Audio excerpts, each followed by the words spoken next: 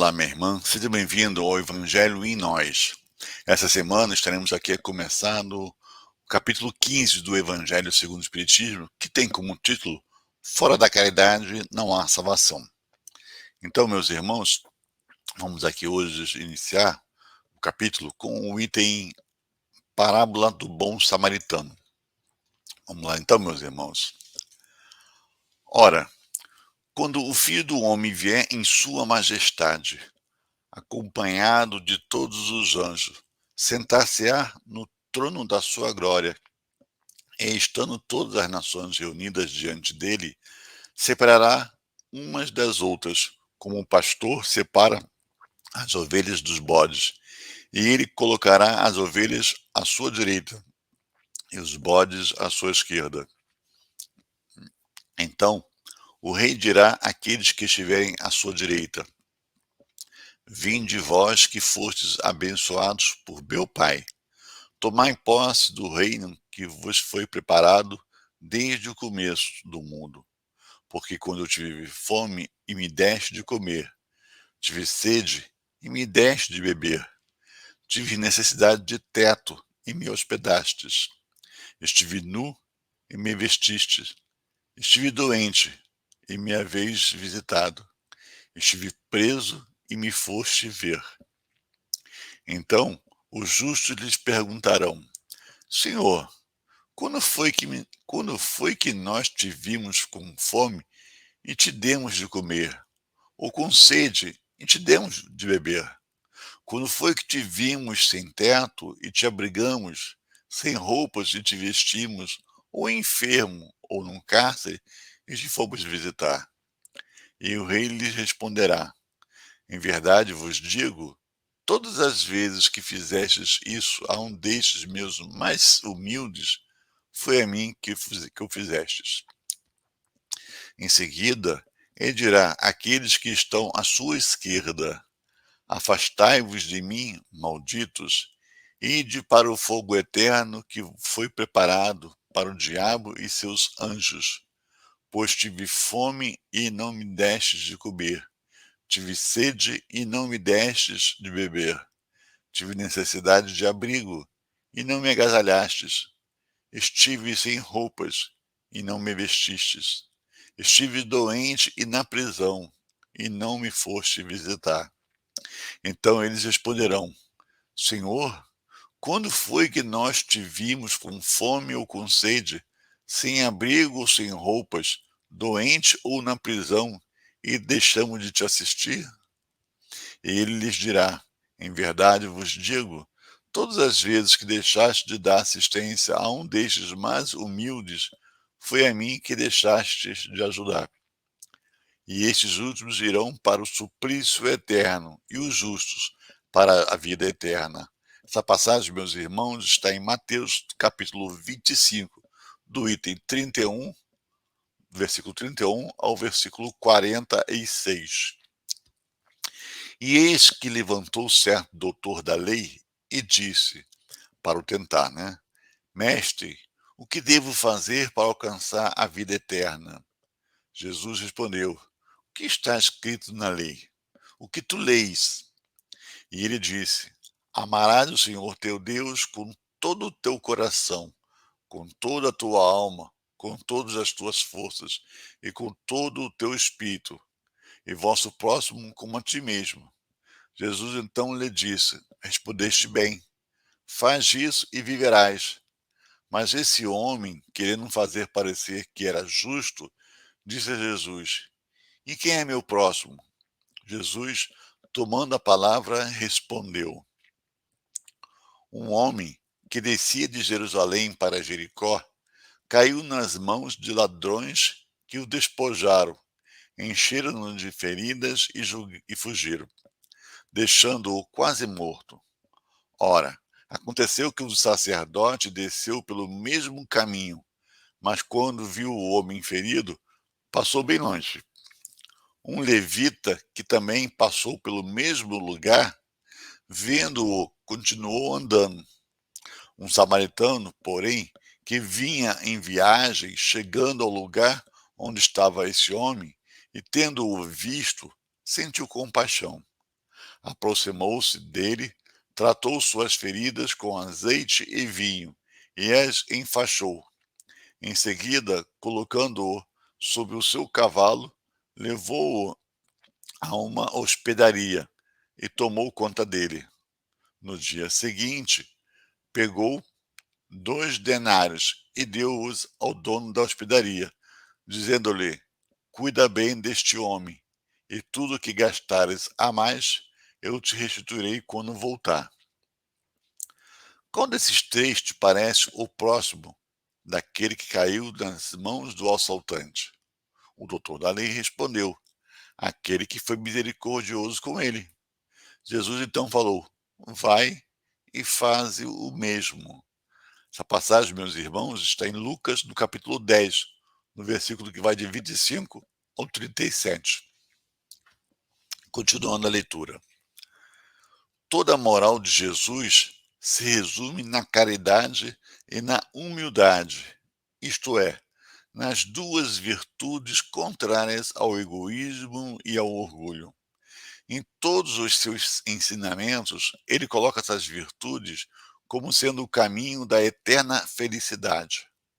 Bem-aventurados, disse ele, aos pobres de espírito, ou seja, os humildes, porque deles é o reino dos céus. Bem-aventurados que têm um coração puro, bem-aventurados que são brandos e pacíficos, bem-aventurados que são misericordiosos. Amai o vosso próximo como a vós mesmos. Fazei aos outros o que desejais que os outros vos façam. Amai vossos inimigos. Perdoai as ofensas, se quereis ser perdoados. Fazei o bem sem ostentação. Julgai primeiro a vós, antes de julgardes os outros. Humildade e caridade, eis o que não cessa de recomendar e do que ele mesmo dá o exemplo. Orgulho e egoísmo, eis o que não cessa de combater. Jesus, porém, faz mais do que recomendar a caridade. Ele a coloca claramente, em termos bem definidos, como a condição absoluta da felicidade futura. No quadro que Jesus nos deu do juízo final, é preciso, como em muitos outros casos, separar o que pertence à linguagem figurada à alegórica. Para falar a homens como aqueles a quem se dirigia, incapazes ainda de compreender as coisas puramente espirituais, Jesus devia apresentar imagens materiais impressionantes e capazes de abalar. Para ser melhor compreendido, precisava não se afastar muito das ideias do seu tempo quanto à forma, reservando sempre para o futuro a verdadeira interpretação das suas palavras e dos pontos sobre os quais ele não podia explicar-se claramente.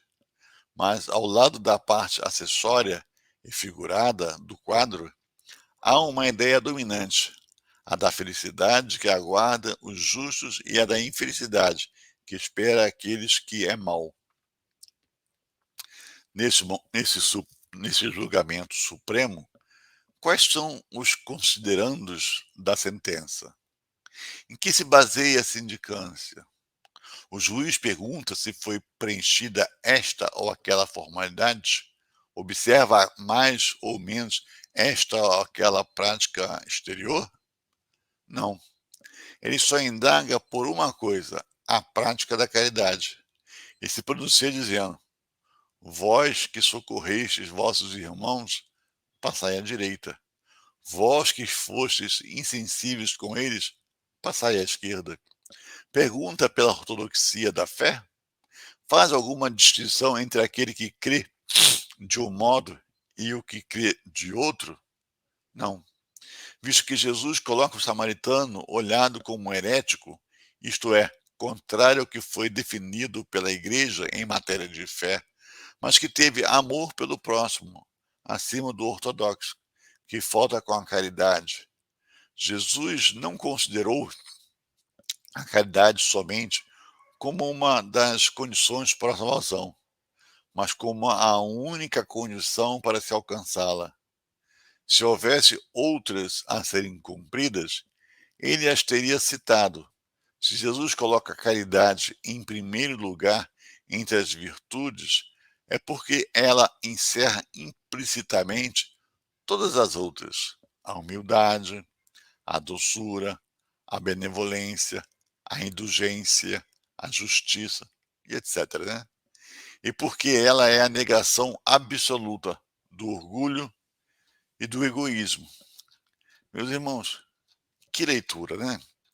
Que leitura rica de observações a serem feitas, de conceitos a serem trabalhados e nós,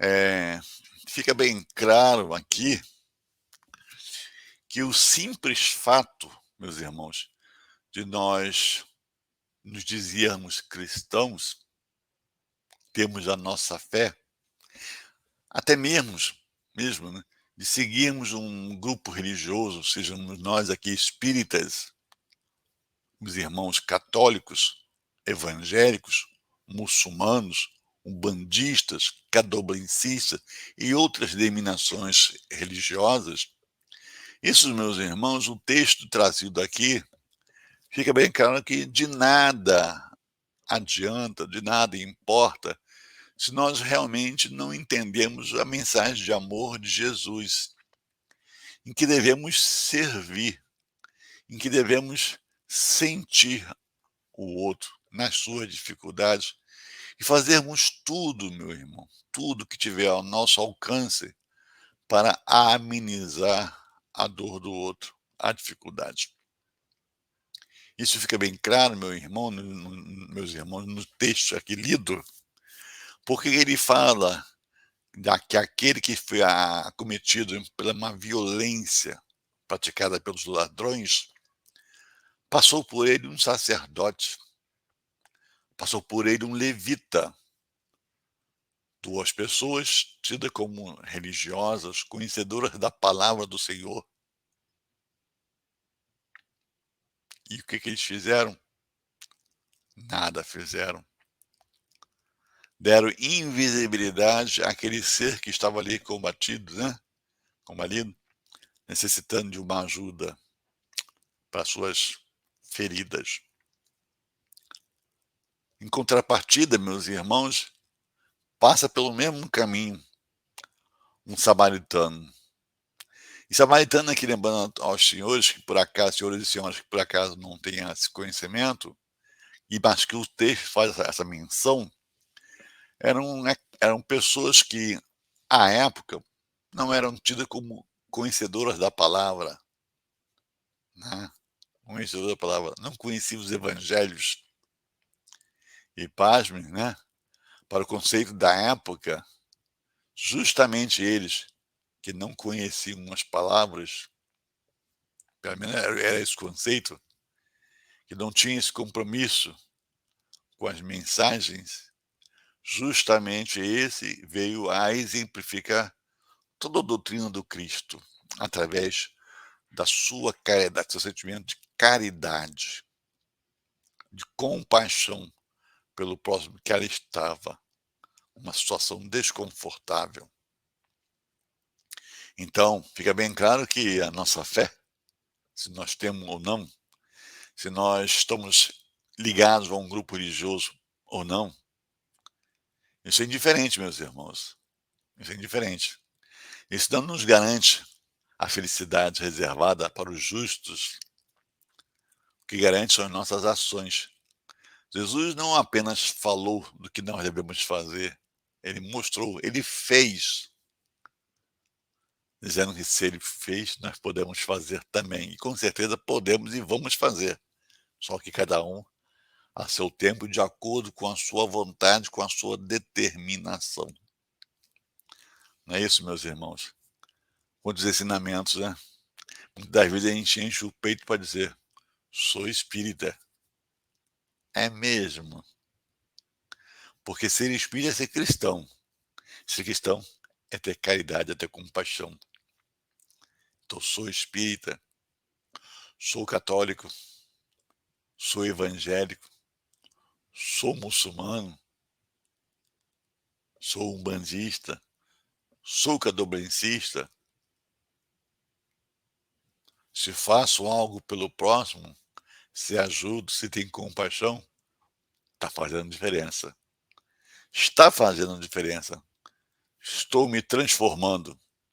O homem velho está saindo de mim e está entrando um homem renovado, um homem de bem, que vem relatando pelo Evangelho de Jesus. Então entendamos isso. Por que que eu estou aqui? Jesus mostrou. Para servir, para amar. Esse é o nosso compromisso. Compromisso conosco, compromisso com Jesus, compromisso com o Pai. Servir, amar, aprender, caminhar nesse sentido de moralidade, de inteligência para o Pai. Uma outra coisa que ele coloca, que foi bem colocada, e a gente não pode perder essa oportunidade, que a ideia do julgamento, como é que vem, né? Ele não pergunta por que que você fez, quais foram as considerações, não. Basicamente ele pergunta se você auxiliou alguém, se você fez a caridade. Ele não pergunta nada além disso. O que importa é isso. Você pensou no próximo, você o ajudou, você foi caridoso. É essa a matemática que funciona. É essa. Mas olha só, meus irmãos, a gente aqui tem que se atentar para um detalhe que muitas vezes a gente se esquece quando lê os evangelhos, né? Os evangelhos não foram escritos agora. Não foi. Não foi escrito nem para o mundo ocidental. No mundo ocidental, não foi. Então os evangelhos foram escritos para uma outra cultura e numa outra época. E Jesus tinha que falar não para o nosso entendimento, para os nossos valores, para a nossa cultura de agora, não. Ele tinha que falar para aquela época, para aqueles valores, para aqueles conceitos. Ele tinha que impactar lá. Ele tinha que impactar lá. Então, toda uma linguagem simbólica, sim. Uma linguagem meio que desprovida dos valores espirituais, dando um ênfase à parte material, sim. Porque o povo daquela época, que era nós mesmos, né? Nós reencarnamos e reencarnamos e reencarnamos, então era nós mesmos também que estávamos lá naquela época. O que nos freava era o material, né? Era o olho por olho, dente por dente, era o material. Então Jesus tinha que impactar. Por isso a ideia de um fogo eterno. Porque quem é que não tem receio, né? Pensou? Você, em função das suas más decisões, você ser condenado ao fogo interno, você não quer. Você tem receio por isso. Então você se preocupa, você tenta mudar. Pelo menos, tenta mudar. Né? E se você faz tudo de bom, você vai ficar eternamente na felicidade. Duas coisas bem distintas, bem antagônicas. Então Jesus tinha que usar essa linguagem. Agora, hoje, com o entendimento que nós temos que Jesus é amor, o que ele vem ensinar é amor, um Deus Pai. Então não cabe essa questão do fogo. Né? Porque imagina só, após esse momento do juízo, dessa separação, lado direito, lado esquerdo, céu e inferno, aquele que foi para o inferno, porque até aquele momento, né, ele não fez nada para que conquistasse por seus méritos o céu, vamos dizer assim, ele sinceramente, de coração, ele cai a ficha, reconhece os seus erros e com sinceridade ele deseja consertar e caminhar naquele caminho que Jesus mostrou para nós. Se Deus é soberanamente justo e bom, sempre dará oportunidade. Sempre dará oportunidade. Então, esse queimar no fogo é uma linguagem figurada, porque quando eu reconheço que eu errei, ninguém sabe, mas eu sei. Ninguém está falando por mim, mas eu estou. Até a hora que eu sinto que eu consertei a besteira que eu fiz, que eu reparei. Aí eu sinto que um peso sai de mim. Então, o fogo que se apaga. Na verdade, meus irmãos. Então, é esse o entendimento que nós temos que ter. O Pai é todo o amor. O Pai é todo amor. E também, outra coisa que nos chama a atenção, ficar sofrendo no fogo eterno. Mas se o mundo, a vida é eterna, por que Deus limitar numa fração de tempo, seja ele quanto mais longo a gente imaginar que possa ser, se é eterno o que vem depois? Por que limitar as chances de a gente aprender do filho, aprender do que o pai com tanto amor nos ensinou, a ponto de mandar Jesus aqui para exemplificar, para mostrar como fazer e que é possível, não é verdade? Então, meus irmãos, que pensemos na nossa conduta, que pensemos que estamos aqui para servir ao próximo, para amar ao próximo, amar a si mesmo e amar a Deus. Não é isso? Meus irmãos, aqui fica um desejo, um votos de uma boa semana, de muita paz a todos, envolvendo seus familiares, e o convite para a semana que vem, cada um de vocês, juntamente com familiares e amigos que vocês porventura venham fazer esse convite para se juntar a nós aqui nesse estudo semanal do Evangelho de Jesus. Fique com Deus, meus irmãos. Muita paz. Que assim seja. Graças a Deus.